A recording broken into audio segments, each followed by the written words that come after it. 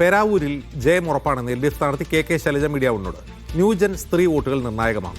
74-നും 82-നും ഇടയിൽ സീറ്റ് ലഭിച്ച് LDF അധികാരം നിലനിർത്തുമെന്നും ശൈലജ പറഞ്ഞു.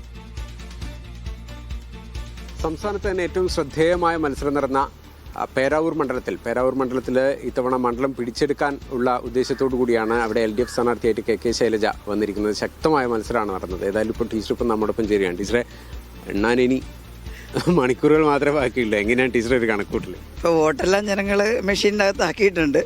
അപ്പോൾ നാളെ രാവിലെ എണ്ണും. ഞാൻ നല്ല ശുഭാപ്തി വിശ്വാസത്തിലാണ് പേരാവൂര് നന്നായിട്ട് ജയിക്കാൻ സാധിക്കും എന്നുള്ളത്. നല്ല പ്രതികരണമായിരുന്നു ജനങ്ങളിൽ നിന്ന്. വിജയവും പരാജയവും ഒക്കെ വോട്ടെണ്ണിക്കഴിഞ്ഞാലേ പറയാൻ പറ്റുള്ളൂ. പക്ഷേ അങ്ങനെയുള്ള ഒരു വളരെ സന്തോഷകരമായിട്ടുള്ളൊരു തെരഞ്ഞെടുപ്പ് പ്രചരണം നടത്തി എന്നുള്ളതും പുതിയ ചില ജനവിഭാഗങ്ങളിൽ നിന്ന് പിന്തുണയുണ്ടായി എന്നുള്ളതും. അതെ, ന്യൂജൻ വോട്ടുകളുണ്ട്. അതുപോലെ തന്നെ കക്ഷി രാഷ്ട്രീയത്തിന് അതീതമായിട്ട് ചിലർ പിന്തുണക്കും. സ്ത്രീകളും ഉണ്ട്, പുരുഷന്മാരും ഉണ്ട്. സ്ത്രീ വോട്ടർമാരുടെ തീരുമാനവും ഒരു നിർണായക ഘടകമായിരിക്കുമെന്ന് കരുതുന്നു. അപ്പോൾ ഇതെല്ലാം ചേരുമ്പോഴാണ് നന്നായിട്ട് വിജയിച്ചു വരാൻ കഴിയുമെന്ന പ്രതീക്ഷ പേരാവൂർ നൽകുന്നത്. ഒരു കാര്യം വേണ്ടി നമ്മളിപ്പോൾ എക്സിറ്റ് പോൾ ഫലങ്ങളൊക്കെ വന്നു തുടങ്ങിയെന്ന് പറഞ്ഞാൽ അത് ആ ദിവസങ്ങളിൽ വന്നു. അതിനകത്തൊക്കെ ഒരു നെഗറ്റീവായിട്ടുള്ള സാധനമാണ് LDFന് വരുന്നത്. UDF മെജോറിറ്റിയിലേക്ക് വരും എന്നുള്ള തരത്തിൽ ടീച്ചർ ഒരു കണക്കൂട്ടൽ എങ്ങനെയാണ്? ഇല്ല, എൻ്റെ വ്യക്തിപരമായിട്ടുള്ള കണക്കൂട്ടലല്ലത്.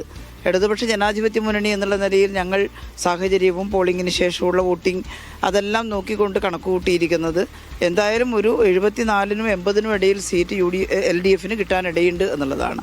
പേരാവൂരും ഒപ്പം കേരളവും LDFനൊപ്പമായിരിക്കും. കേരളം LDFൻ്റെ മൂന്നാം ഊഴം ഉണ്ടാകും. ഒപ്പം പേരാവൂരും അതിൻ്റെ കൂടെ ഉണ്ടാകും എന്ന് ഞാൻ ഉറപ്പായിട്ടും വിശ്വസിക്കുന്നു.